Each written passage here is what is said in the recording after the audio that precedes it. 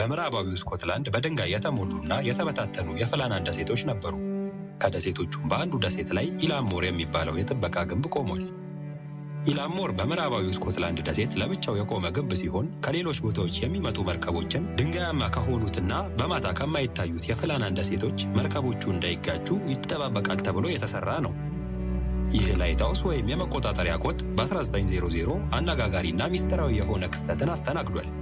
በዲሴምበር 26 በ1900 አስፐረስ በመባል የሚታወቀው መርከብ መቆጣጠሪያ ቆጥ ላይ ላሉት ጥበቃዎች የሚያስፈልጋቸውን ግብዓት ለማቅረብ ወደ ኢላምሞር ደሴት ያመራል።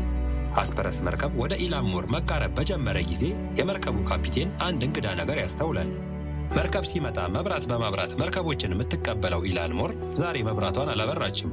የአስፐረስ መርከብ ካፒቴንም የመርከቡን ጥሩምባ በመንፋት ከኢላምሞር አንዳች ምላሽ ያገኝ ዘንድ ይጠባበቃል። ነገር ግን ኢላምሞር ምንም አይነት ምላሽ አልሰጠችም። በተፈጠረውም ነገር የተደናገጡት የአስፐረስ መርከበኞች በፍጥነት ወደ ኢላምሞር ላይትሃውስ በማምራት የተፈጠረውን ችግር ያዩ ዘንድ ይቸኩላሉ። ነገር ግን ኢላምሞር ላይትሃውስ ላይ በደረሱ ጊዜ ምንም አይነት የሚረብሽ ነገር አላገኙም። የመቆጣጠሪያ ቆጡን በር በከፈቱት ጊዜ በምግብ የተሞላ ጠረጴዛ ያገኛሉ። ወንበሩ ከምግቡ አቅጣጫ በተቃራኒ የተቀመጠ ሲሆን ጥበቃዎቹ ከቆጡ ቸኩለው እንደወረዱ ያመለክታል። ኢላምሞር ላይ በጥበቃነት የሚሰሩት ጄምስ ዱካት፣ ቶማስ ማርሻል እና ዶናልድ ማካርተር በኢላምሞር ላይ ሊገኙ አልቻሉም።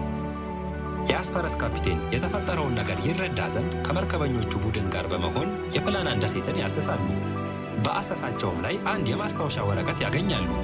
ማስታወሻ ወረቀት ላይም በዲሴምበር 12 ቶማስ ማርሻል በፍላናን ደሴት ላይ አስከፊ የሆነ አውሎ ንፋስ እንዳጋጠማቸውና ከዚህ በፊት እንደዚህ አይነት ንፋስ እንዳላዩ ይናገራል።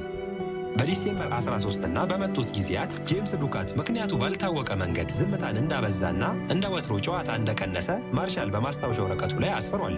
በዲሴምበር 18 ላይም አውሎ ንፋሱ እየቀዘቀዘ እንደመጣ አየሩ ወደ ድሮ ሰላም ወደ ሆነው ሁኔታ እንደተቀየረ ማርሻል ያስቀምጣል።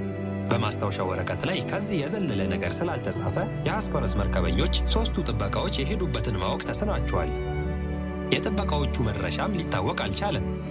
አንዳንዶች በከባዱ አውሎ ንፋስ ከግንቡ ላይ ወድቀው የስኮትላንድ ባህር ይዟቸው ሄዶ ነው ይላሉ። አንዳንዶች የፍላናን ደሴቶች በመንፈሳዊ አሰራር እንደተያዙና ምትሃታዊ በሆነ ሚስጥር እንደጠፉ ይገልጻሉ።